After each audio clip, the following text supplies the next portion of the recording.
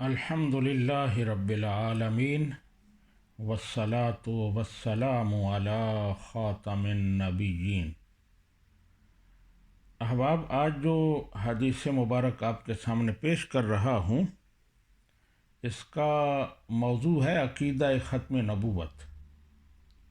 حضرت ابو ہریرہ رضی اللہ تعالی عنہ روایت کرتے ہیں کہ نبی کریم صلی اللہ علیہ وآلہ وسلم نے ارشاد فرمایا، میری اور مجھ سے پہلے انبیاء کی مثال ایسے ہے جیسے کسی شخص نے گھر تعمیر کیا، اس کو خوب آراستہ و پیراستہ کیا، لیکن ایک گوشہ میں ایک اینٹ کی جگہ چھوڑ دی۔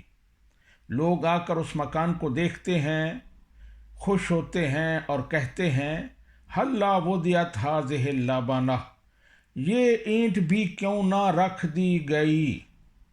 پھر رسول اللہ صلی اللہ علیہ وآلہ وسلم نے ارشاد فرمایا، انا اللبنۃ وانا خاتم النبیین، پس میں وہ آخری اینٹ ہوں اور میں آخری نبی ہوں۔ یہ بخاری شریف کی حدیث ہے اور اس کا نمبر ہے 2535۔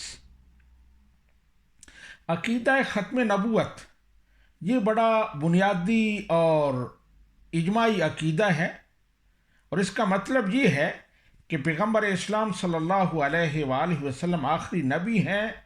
آپ کے بعد کوئی شخص پیدا نہیں ہوگا جسے منصب نبوت عطا کیا جائے۔ اب قیامت تک کا زمانہ نبی رحمت صلی اللہ علیہ وآلہ وسلم کا زمانہ ہے۔ قیامت تک آپ کی نبوت جاری رہے گی۔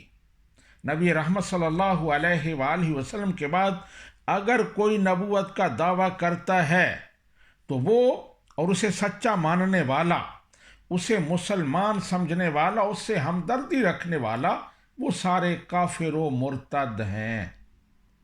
قرآن پاک کی سینکڑوں آیات عقیدہ ختم نبوت پر دلالت کرتی ہیں، اور ایسے ہی احادیث متواترہ میں بڑی صراحت کے ساتھ نبی رحمت صلی اللہ علیہ وآلہ وسلم نے اپنا آخری نبی ہونا بیان کیا، بلکہ یہ بھی صراحت کی کہ جو میرے بعد نبوت کا دعویٰ کرے گا وہ کذاب ہوگا، وہ جھوٹا ہوگا، وہ دجال ہوگا۔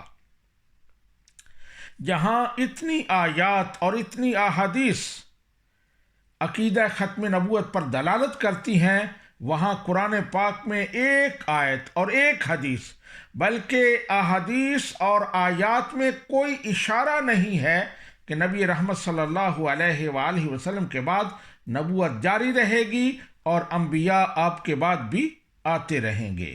اللہ سبحانہ و تعالی ہمیں عمل کی توفیق عطا فرمائے۔ وما علینا الا البلاغ۔